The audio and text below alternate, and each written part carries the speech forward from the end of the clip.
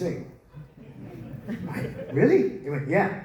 And you don't want to be in the choir. I said, well, I don't want to be in the choir, but why is it so bad? He goes, well, first of all, every Sunday you have to go to church. Whether you like it or not, you have to go to church. If you don't go to church, you get beaten with a cane. Thank you, God. Yeah. And I said, oh, okay, yeah, well, right, yes. He said, so the point is that Sunday is your only free day. And if you're in the choir, you have to spend all of your Sunday stuck in the bloody church, singing hymns and practicing and stuff like that. The second thing is you have to dress up like a girl. I went, yeah, okay, that's weird. And he said, the third thing is that the choir master is very fond of little boys who dress up like girls. I went, right, and for all of those three reasons, I thought it's probably not a good idea to be in the choir. But first, I had to undergo the ordeal of something called the singing test, right? Which involved our music teacher, we used to call him Mad Miller, because he's like this guy who's like about 6'5" tall, with PTSD and totally stone deaf. And he'd just sit at the piano. I think he still thought he was in the jungle in Burma, and he was like, oh, come in, boy, sit down there. I'm going to play a note on the piano, and then I want you to sing the same note. I went, yeah, whatever, mate, whatever, Bong, I went, bing.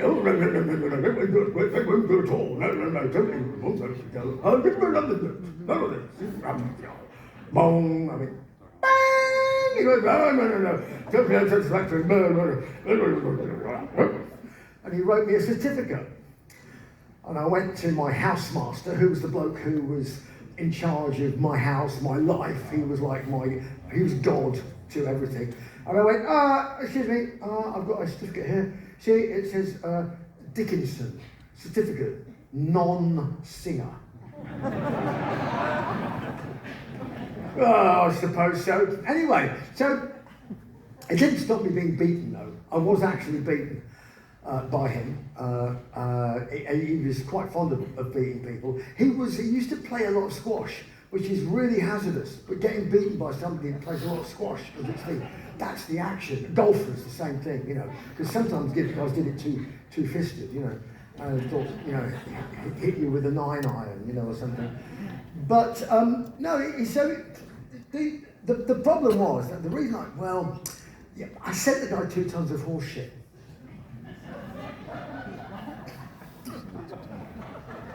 Why? One of those things, I was just walking through the town one day, and before the days of the internet, there was little postcards in windows, and I walked past, and it went, postcard, manure delivered to your door. Oh. So I thought, really? Find the payphone, insert money, blah, blah, blah. Phone the farmer, hello?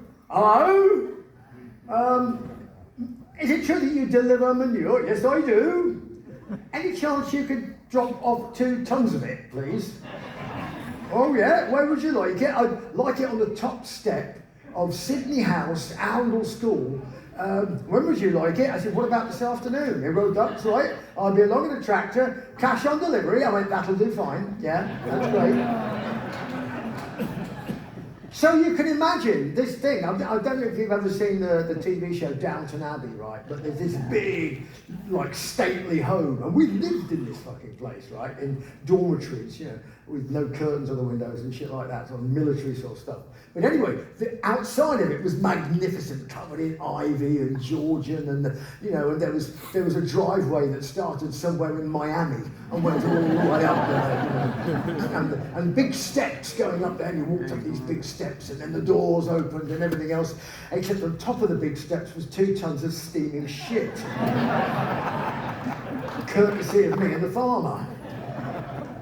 So when the housemaster nearly came to blows, fuck off, my man, fuck off. I'm not going to pay you for this shit. Well, I'm a working man, mate. It's all very well. I've been sitting here for 3 hours. It's all right for you upper-class twits to start going, fuck off. Anyway, they didn't come to blows. Instead, he beat the shit out of me,